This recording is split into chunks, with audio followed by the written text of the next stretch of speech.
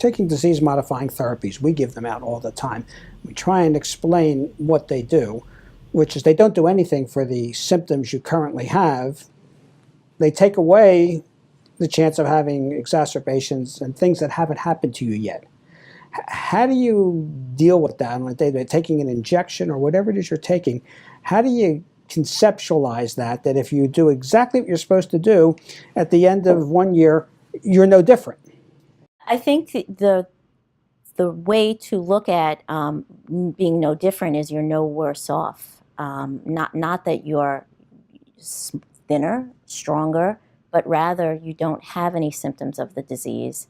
And if taking that injection every day reduced the likelihood of a relapse by 10%, 5%, and we believe the percentage is greater, that's enough. So you want to feel the same. You don't want to become worse. And I think that's how you have to look at the daily injection, that without it, there's a greater chance that you would be not the same. You would be in a relapsing, you would be relapsing.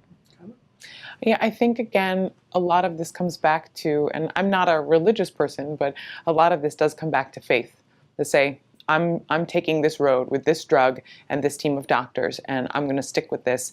And, you know, in my case and in many of our cases, we've been lucky that no news is good news. So if there's no news, then it means that I'm doing the right thing. And reiterating that message to myself as often as possible. You know, now it's easy to look at my son and say, better get that needle out, because it's about staying well and staying in great shape for him. So how hard is that? I mean, you ever wake up and just say, oh, what the hell am I doing here? Absolutely. I don't feel like doing it. The first 6 months, every night when I did it, I'd have my husband there and I would just repeat, I don't want to, I don't want to, I just don't want to.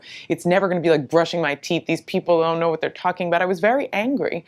But as time went on, it became more like brushing my teeth. And now it's an airport bathroom, at a friend's house, wherever I need to do it, I can do it. It's very simple. Just one more pain in the butt. Exactly. One more pain in the side, in the leg, and wherever I do the shot that day. Well, I have to say, if it's the worst pain, I'll take it. And that's the way I look at it. And something else I think is important to add, just in the overall, what am I doing and who can help me? You need to pick a team, and a good team, and stick with that team, and not doctor shop, forum shop for the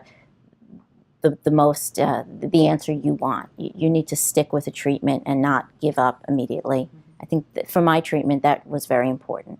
So EJ, you get and talk to a lot of individuals with MS around the country. Do you find they have a difficulty conceptualizing staying on a therapy where you don't really feel a change? I mean, these guys just voice exactly what we want people to believe and think. But do you find that to be common? I find that, yes, I think that people want, I think MS is such an interesting disease, and that I don't know how many other diseases right now there's been such change in the past 20 years. So it's hard to say, we can't say if you stay on this drug for 10 years, we have proof that it makes a difference, because we haven't really had all those 10 years, or just getting to those 10 years where we can start to look back. So it has to do a lot with faith. And we don't really know whether the disease-modifying drugs will have an effect on whether someone becomes progressive or not yet. So I think as time goes by, there'll be some more insight, and I think that's kind of an exciting thing to watch as we see so much progress being made.